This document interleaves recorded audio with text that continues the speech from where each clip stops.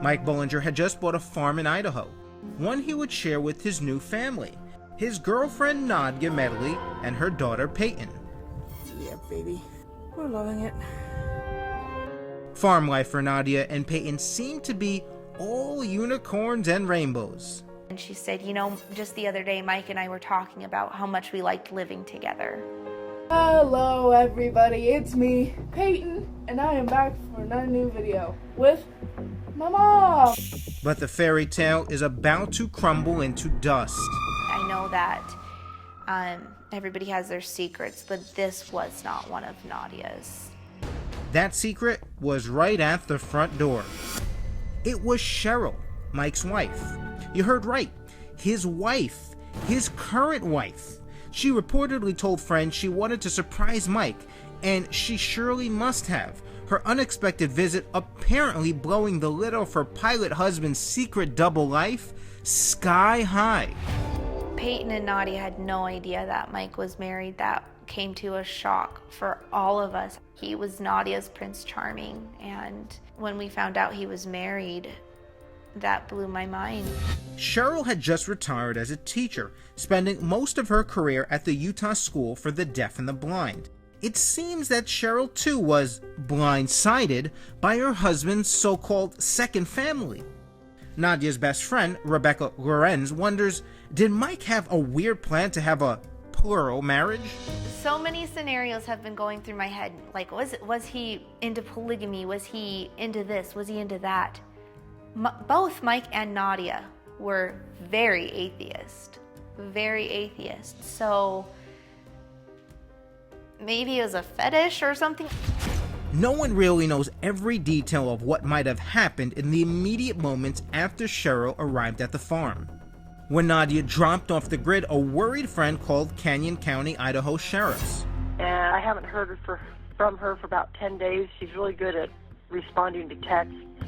So your deputies go on this welfare check. They determined that something was amiss, and then with a little bit further investigation, all of a sudden we have 3 bodies. 3 bodies. Cheryl, Nadia, It's me, Peyton. and 14-year-old Peyton. All sprawled on the floor of the same shed that Nadia spoke about in this now chilling video. Hey, shed. Can't even see the house because of all the trees. Single gunshot wound. That's correct. Execution style? Well, it can be inferred that way. What was the condition of the bodies? Terrible. Indescribable. Because, as you probably know, that was at the height of our summer, if you will. It's very warm outside, and the forensic team and all of our teams had a pretty tough time. And that's why it took some time to get the bodies identified. Who pulled the trigger? Was it Cheryl, the forgotten wife? Or was it Nadia, the scorned mistress? Canyon County Sheriff Kieran Donahue says it was neither one. We strongly believe, we are convinced that it's Mr. Bullinger who committed this crime. He's our number one suspect. I gotta tell you, I'm sitting here and I cover murders, I cover love triangles. What's the end game here? It's your question is as good as our question, because did the women find out about it when they got here, about each other, and that escalated to a point where something's got to give? I don't know. When do you think the women were murdered?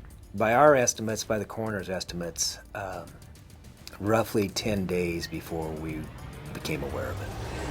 10 days head start, Mike Bullinger is a fugitive on the run. But where is he? To me, the evidence points that he's still here in this country, right? Probably within the West.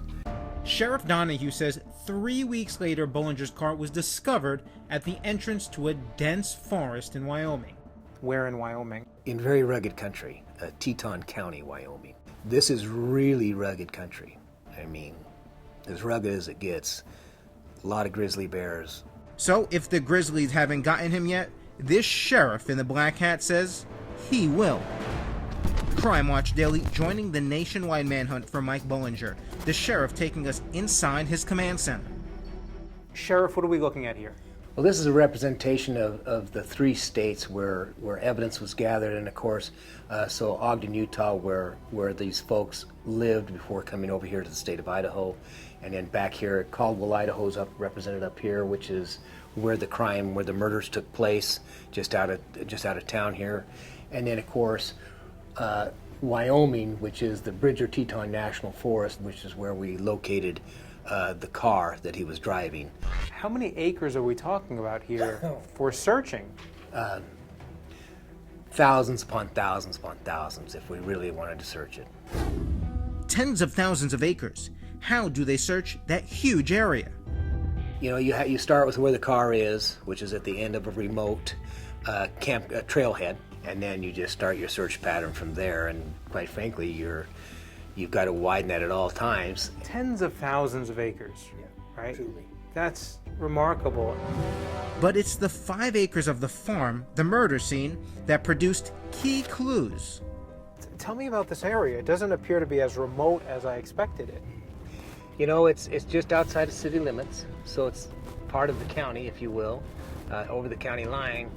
And as you can see, there's some areas out here that are open areas. To these people, it probably really felt like country because they got 5 acres to work with. But to someone who's used to the country, it's really not country at all. We're going to be pulling into this driveway right here.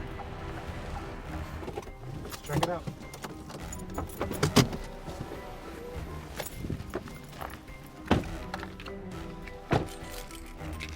So this is the gate to the property. I mean, this lane is part of the property, but what you'll see here now is just how we left it. So this is obviously the gate. Yep, this is the gate. As the and barrier. Right.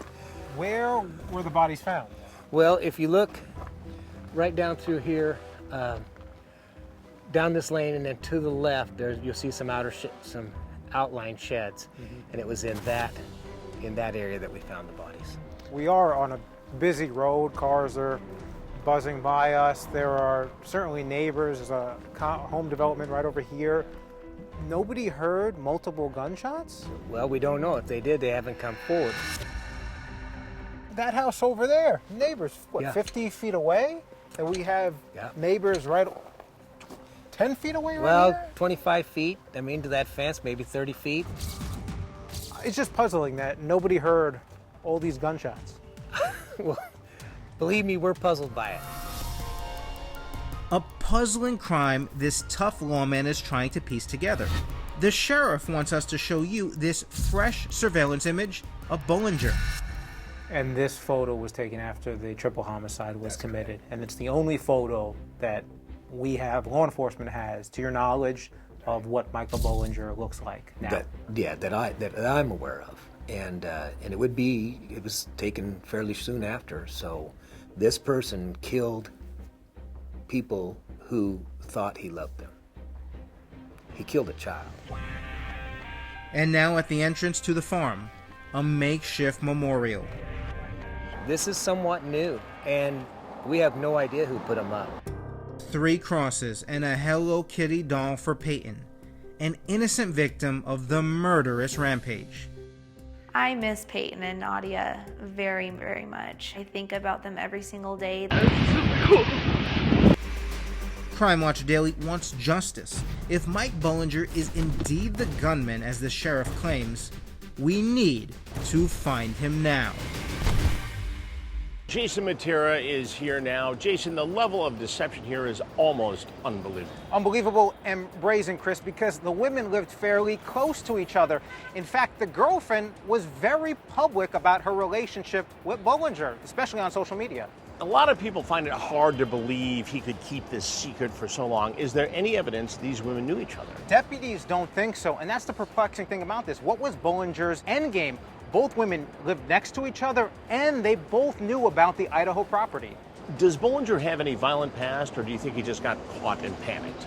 Deputies believe that he just got caught and then he panicked because he has 0 violent past, nothing that would indicate he could be responsible for a triple homicide.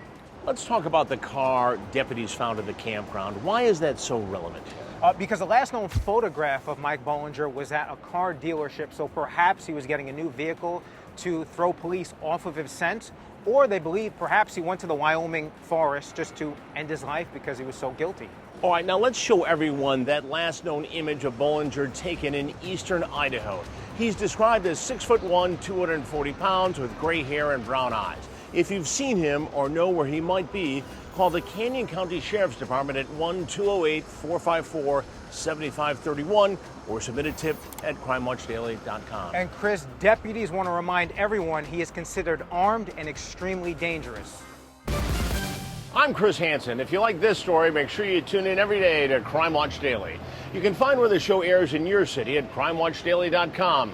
Watch it live or record it on your DVR and watch it at night. And to all those criminals out there, remember, we are watching.